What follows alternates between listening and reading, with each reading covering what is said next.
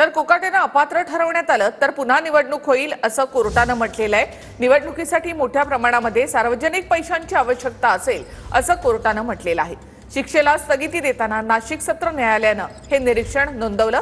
कोकाटेंवर मतदारांनी वेळोवेळी विश्वास दर्शवलेला आहे असं कोर्टानं म्हटलंय।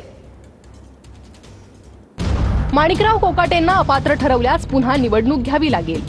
पुन्हा निवडणूक झाल्यास मोठ्या प्रमाणात सार्वजनिक पैशांची आवश्यकता असेल।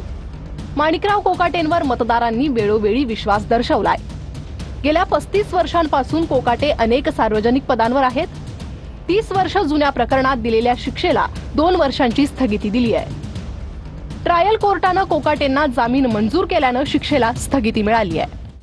हे कोर्टाला काय करायचंय? निवडणूक होईल का नाही होईल? त्यांनी चोरी केली आहे, त्यांनी खोट्या सह्या केल्या आहेत, त्यांनी महाराष्ट्र शासनाला फसवलंय। ही फसवणूक कोर्टाला मान्य आहे का? तुम्ही पैशाची काळजी काम करण्याचं काम कोर्टाचं नाही आहे।